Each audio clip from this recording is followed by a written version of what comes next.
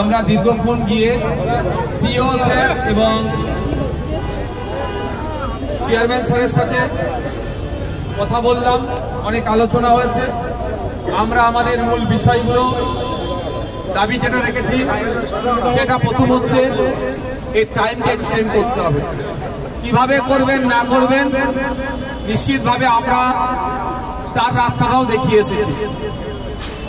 আমরা দেখিয়ে এসেছি যে অ্যামেন্ডমেন্ট অ্যাক্ট যে আছে, অ্যাক্টের প্রভিশন আছে আপনার ট্রাইব্যুনাল থ্রু টাইমকে এক্সটেন্ড করা যেতে পারে, সেই জায়গাটা দেখিয়ে এসেছি। সেটা ওনারা শুনেছেন। আমাদের মধ্যে সিনিয়র মোস্ট ছিলেন নুরুল সাহেব, যিনি WPI পার্টির নেতৃত্ব। আমাদের মধ্যে ইমতিয়াজ ভাই, যিনি আজাদ সমাজবাদী পার্টির নেতৃত্ব ছিলেন। আমাদের মধ্যে সারওয়ার স্যার ছিলেন, সাইন সাহেব ছিলেন, আমাদের আইমা দলের কলকাতা যে রাজ্য সহসভাপতি এবং আরও ছিলেন। সকলে যাওয়া সম্ভব হয়ে ওঠেনি, কারণ ওখানেও তো একটা রেস্ট্রিকশনের ব্যাপার থাকে। তো তাদের আমরা পয়েন্ট ধরে তাদের বলেছি এটা দ্রুততার সাথে যাতে টাইম এক্সটেন্ড হয় সেই বিষয়টা গুরুত্ব সহকারে বিবেচনা করে দেখবে।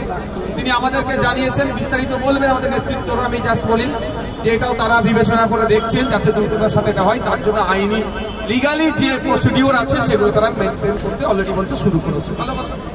দ্বিতীয় যেটা আমরা বলেছি, এই যে সরলীকরণ করার কথা যেটা বলেছি সেই বিষয়টা এগ্রি হয়েছে এবং এটাও তিনারা জানিয়েছেন যে নিয়মিত যে 24x7 একটা টোল ফ্রি নাম্বার বা একটা নাম্বারের ব্যবস্থা করছে।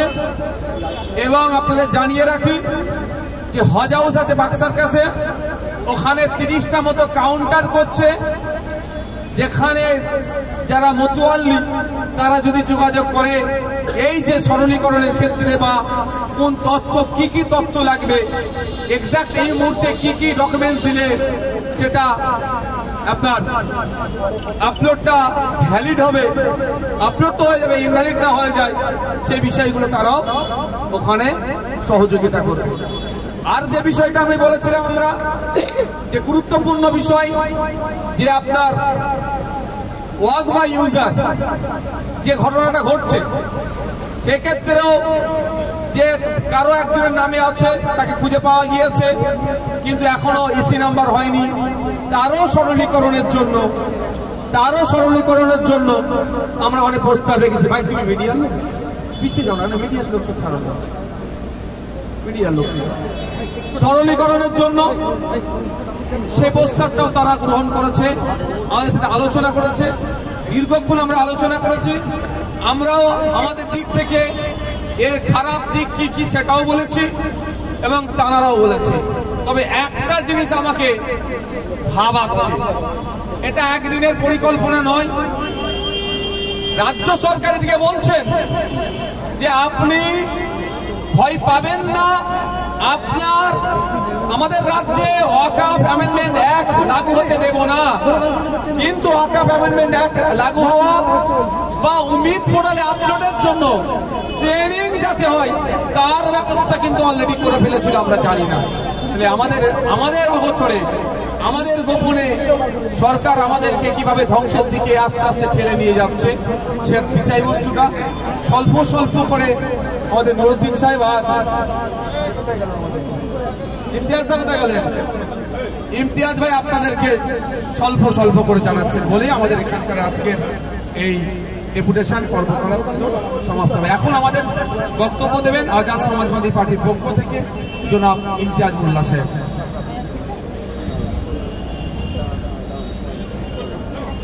বিষয় হলো মানুষের মধ্যে যে বিভ্রান্তি আছে উমিদ পোর্টালে কারা রেজিস্ট্রেশন করবে আর কারা করবে না।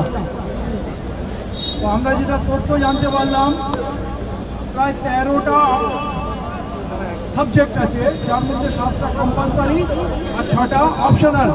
তার লিস্ট আমরা গ্রহণ করেছি এবং সেখানে ওয়াকফ ডিড বা প্যান কার্ড, আধার কার্ড কিছু একটা ওখানে আপলোড করলেই হবে, যার দ্বারা অ্যাড্রেস প্রুফ, আইডেন্টিটি প্রুফ হবে। বাকিগুলো ওখানে আপলোড আর বিষয় হলো যারা 5 ডিসেম্বরের মধ্যে আপলোড করতে পারবে না, আগামী 6 মাস আমরা বলেছি উপায় কি, মানুষ তো বুঝতে পারছে না। আমরা 1 বছরের দাবি রেখেছি, বলে আমরা 6 মাস পর্যন্ত থ্রু ট্রাইব্যুনাল এই কাজটা করতে পারবো। তাতেও পুরো না হলে আপনাদের যে প্রস্তাব আছে আগামী 6 মাস নিয়েও ভাববো। আর যে সমস্ত ব্যক্তিগত সম্পত্তি আছে, কবরস্থান বিশেষ করে সবাই ইউজ করে, তারা এখনো একটা ডিক্লারেশন দিয়ে ফ্রেশ রেজিস্ট্রেশন করে এনরোলমেন্ট নাম্বার নিতে পারে। আর যেই সমস্ত সম্পত্তির কোনো মালিক খুঁজে পাওয়া যাচ্ছে না, তাদের গ্রামবাসী কমিটি করে এভিডেন্স দিয়ে যে এখানে এত বছর ধরে কবর হচ্ছে তার রেকর্ড করে তারা ফ্রেশ অ্যাপ্লিকেশন করবে। কিন্তু সেটা পুরোপুরি সিওরিটি না, থ্রু ট্রাইব্যুনাল ওটা যেতে হবে। ট্রাইব্যুনাল আমরা আশা রাখছি, কিন্তু মানুষকে জাগতে হবে, লড়াই করতে হবে। এবং আমরা বলেছি বহু মানুষ জানে না, আমরা যখন তাদের কাছে যাব, তারা যখন সহযোগিতা চাইবে আমরা তাদের দরবার পর্যন্ত নিয়ে আসবো। আপনাদের জেলার ডেস্ক করতে হবে, সেখানে তাদের পূর্ণ সহযোগিতা করতে হবে এবং তাদের ট্রেনিংয়ের ব্যবস্থা করতে হবে। উমিদ পোর্টালও লোক জানে না, তারা বলেছেন, আমাদের চেয়ারম্যান সাহেব বলেছেন যে আমরা আপনাদের সঙ্গে পূর্ণ সহযোগিতা করব। আমরা আরও বেশি ছাত্র এবং ছাত্রীদের জন্য হোস্টেলের দাবি তুলেছি, উনি এই দাবিটাও মেনেছেন, এটা প্রয়োজন আছে, আরও বেশি করে হোস্টেল করতে হবে, এই দাবিটা উনি মেনেছেন এবং আমাদের সহযোগিতা চেয়েছেন। এবং একটা কথা বলতে পারি, সরকার আমাদের একেবারে অন্ধকারে রেখেছে, কিছুই জানে না। এখন ওয়াকফ বোর্ডের 30টা ডেস্ক খোলা হচ্ছে, সেইটা সবাইকে জানাতে হবে। এবং এই যে রাতারাতি উনি মুখ্যমন্ত্রী মেনে নিলেন, এতদিন অন্ধকারে রাখলেন যে এখানে ওয়াকফ অ্যাক্ট লাগু হবে না, কিন্তু পুরো দামে লাগু হচ্ছে এবং তার ব্যবস্থাও নেওয়া হচ্ছে। অতএব এখন যদি পুরো পশ্চিমবাংলার মানুষ সচেতন না হন, আমাদের কনস্টিটিউশন প্রোটেকশন ফোরামের মাধ্যমে যদি আপনারা যোগাযোগ না করেন এবং তথ্য না বিলি করেন, তাহলে কিন্তু অনেক মানুষ অন্ধকারে ভয় ভীতিতে রয়ে যাবে। তাই সবাই একে অপরকে সহযোগিতা করুন, খবর দেন এবং আমাদের সঙ্গে যুক্ত হন। আমরা চাইবো একটা ওয়াকফ প্রপার্টি যেন আনরেজিস্টার্ড না থাকে, তাদেরকে নিতে হবে। আগামী 6 মাস কেন, আগামী 1 বছরেও নিতে হবে। যতক্ষণ না প্রতিটা ওয়াকফ সম্পত্তি সুরক্ষিত হচ্ছে, আমরা লাগাতার এই বিষয়টা মনিটর করব। কারণ ওয়াকফ বোর্ড কি সিদ্ধান্ত নিচ্ছে মানুষ জানতে পারছে না। তারা একটা হয়তো পত্রিকায় বিজ্ঞাপন দিল, কজন সেই পত্রিকাটা পড়লো। অতএব এটা আমাদের সম্পত্তি, আমাদের সবাইকে মিলে একসঙ্গে লড়তে হবে যাতে প্রতিটা সম্পত্তি আমরা রক্ষা করতে পারি। ধন্যবাদ। আপনাদের সামনে এখন আরো ভিতরে কি আলোচনা হচ্ছে সেই বিষয়ে আমাদের মধ্যে অন্যতম সিনিয়র মোস্ট আমাদের নুরুল সাহেব বলবেন। তবে একটা কথা আপনাদের আমি বলতে চাই, আমাদের ইমতিয়াজ ভাইয়ের সুর মিলিয়ে, আপনি যদি জাগ্রত না থাকেন আপনাকে কিন্তু আরো বেশি ফাঁকে ফুটে দেওয়া হবে। তাই আপনাকে জেগে থাকতে হবে, আমাকে জেগে থাকতে হবে। আমরা রিলিজিয়াস এন্ডোমেন্ট অ্যাক্টকে প্রাধান্য দেবো, ইন্ডিয়ান এভিডেন্স অ্যাক্ট প্রাধান্য দেবো, প্রপার্টি ট্রান্সফার অ্যাক্টকে প্রাধান্য দেবো, ইন্ডিয়ান লিমিটেশন অ্যাক্টকে প্রাধান্য দেবো। সুতরাং কোনো ধর্মের মানুষ হওয়ার জন্য তাদের সাথে যদি কোনো দ্বিচারিতা হয়, এটা মেনে নিতে পারবো না। যেখানে আর্টিকেল, সংবিধানের আর্টিকেল সরাসরি বলা হয়েছে আপনি আপনার পছন্দ মতো ধর্ম চুজ করতে পারেন, ধর্মকে আপনি প্রচার করতে পারেন, ধর্মীয় সম্পত্তি আপনি রক্ষণাবেক্ষণ করতে পারেন। সেখানে শুধুমাত্র টার্গেট করে আজকে মুসলিম সম্প্রদায়ের উপরে আঘাত নেওয়া আনা হচ্ছে, এটা মেনে নেব না। আজকে মুসলিম সম্প্রদায়ের সম্পত্তিগুলোকে দখল করার চেষ্টা করছে, কালকে শিখ ভাইদের গুরুদ্বারা সম্পত্তি দখল করতে পারে, এরপরে গির্জার সম্পত্তি দখল করতে পারে, এরপরে জায়ের থানের সম্পত্তি দখল করতে পারে, গরম থানের সম্পত্তি দখল করতে পারে, তারপরে হিন্দু ভাইদের ধর্মীয় সম্পত্তি দখল করতে পারে। তাই আমাদের লড়াই সংবিধানকে রক্ষার লড়াই, আমাদের লড়াই দেশকে রক্ষার লড়াই। বিজেপি যে কালা কানুন এনেছে, আইনি লড়াই চলছে, সেই লড়াই তো সুপ্রিম কোর্টে চলছে। ফাইনাল হিয়ারিং যখন হবে, সংবিধানের পক্ষে রায় হবে, এটা আমাদের ভরসা, বিশ্বাস, আস্থা।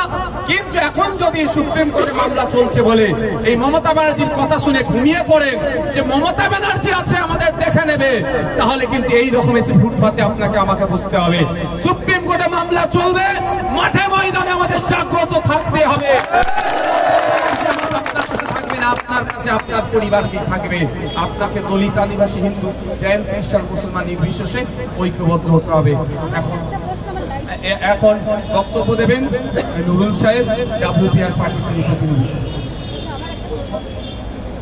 আপনারা ইতিমধ্যে আমাদের নেতৃত্বের কাছ থেকে শুনেছেন যে আমরা ওয়াকফ বোর্ডের চেয়ারম্যানের কাছে কিছু সুনির্দিষ্ট দাবি নিয়ে গিয়েছিলাম। প্রতিনিধিদের সঙ্গে আলাপ আলোচনার মধ্য দিয়ে সেই দাবিগুলোর প্রয়োজনীয়তা এবং উপযোগিতা চেয়ারম্যান সাহেব স্বীকার করেছেন। প্রথমত আমরা চেয়েছিলাম 1 বছর আরও সময় বাড়াতে হবে। দ্বিতীয়ত আমরা সরলীকরণের দাবি করেছিলাম। 3 নম্বর আমরা ওয়াকফ বাই ইউজারের যে পরিণতি কী হবে সে ব্যাপারে নিশ্চয়তা দাবি করেছিলাম। আর 4 নম্বরে 1 নম্বর খতিয়ানে চলে যাওয়া যে সম্পত্তিগুলো সেগুলো যাতে ওয়াকফের আন্ডারে আসে সেই দাবিও আমরা করেছিলাম। তিনি নীতিগতভাবে আমাদের সঙ্গে একমত হয়েছেন। আমরা আলোচনার প্রেক্ষিতে বুঝতে পারলাম যে আমাদের জাতি কোথাও না কোথাও প্রতারিত হয়েছে। তার কারণ আপনারা সবাই জানেন, মাস 4 আগে তৃণমূলের যে ইমাম মুয়াজ্জিন অ্যাসোসিয়েশন তাদের পক্ষ থেকে এবং ওয়াকফ বোর্ডের নিয়োজিত জেলা ইমামদের পক্ষ থেকে একটা ফর্ম দেওয়া হয়েছিল। সেই ফর্মে বলা হয়েছিল যার যার মসজিদ, মাদ্রাসা, ঈদগাহ সমস্ত ডিটেলস দিয়ে যেন এগুলো এই ওয়াকফ বোর্ডে জমা করা হয়। জমা করা হলে তাহলে তাদের আর আসন্ন বিপদে পড়তে হবে না। সেই কারণে গ্রাম বাংলার সমস্ত মোতাল্লিরা ওই ফর্ম ফিল আপ করে দিয়ে নিশ্চিত হয়েছিল। কিন্তু আমরা এখন তথ্য নিয়ে জানতে পারলাম সেগুলো ছিল ফেক, সেগুলো ছিল ভাওতা। সেই ফর্মগুলো আদৌ এখানে জমা পড়েনি। অথচ গ্রাম বাংলার সাধারণ মানুষ তারা ফর্ম ফিল আপ করে দিয়ে নিশ্চিত ছিল যে আমাদের উপরে আর কোনো বিপদের খাড়া আসবে না। এই 2024-এর যে নতুন আইন, এই আইনের কোনো বিরূপ প্রতিক্রিয়া আমাদের উপরে আসবে না। কিন্তু দেখা গেল সেটা আমাদের সঙ্গে পার্টির পক্ষ থেকে এবং এখানকার সরকারের পক্ষ থেকে প্রতারণা করা হয়েছে। তাই আমাদের যে সম্পত্তি, আমাদের যে ওয়াকফের মসজিদ, মাদ্রাসা সেটা বাঁচানোর জন্য আমাদেরকে সচেতন থাকতে হবে। সরকার বা কোনো রাজনৈতিক দলের উপরে নির্ভর করা যাবে না। আর যদি আমরা করি তাহলে অন্তত তৃণমূলের উপরে করা যাবে না। যদি করা হয় তাহলে কিন্তু আখেরে আমাদের আবার প্রতারিত হতে হবে। তাই আগে যেমন আমাদের লড়াই ছিল বাই রোড এবং বাই রোড, এই লড়াই আমাদের দীর্ঘদিন চলতে থাকবে যতক্ষণ না এই ওয়াকফ সংক্রান্ত বিবাদের মীমাংসা হয়। আপনারা আমাদের সঙ্গে আছেন তো? আমরা শেষ পর্যন্ত লড়ে যাব। আপনারা আমাদের থাকুন। আপনাদের সবাইকে ধন্যবাদ জানিয়ে এখানে শেষ করি।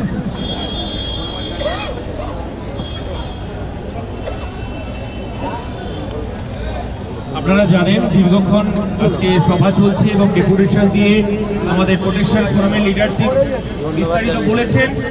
শুধু এটুকু বলবো, লড়াই আমাদেরকে জারি রাখতে হবে এবং রাস্তায় যেমন থাকতে হবে এবং কোর্টেতেও আমাদের থাকতে হবে এবং আমাদের সজাগ থাকতে হবে। সকলকে সংগ্রামী অভিনন্দন জানিয়ে এবং প্রোটেকশন ফোরামের পক্ষ থেকে আপনারা সাবধানে বাড়ি যাবেন, মাথা ঠান্ডা রাখবেন, নিজ নিজ যা আমাদের নেতৃত্ব আপনাদেরকে বলেছেন সেই মোতাবেক আপনারা কাজ করবেন। ধন্যবাদ। ইনকলাব জিন্দাবাদ, প্রোটেকশন ফোরাম জিন্দাবাদ। একটু ধরবে।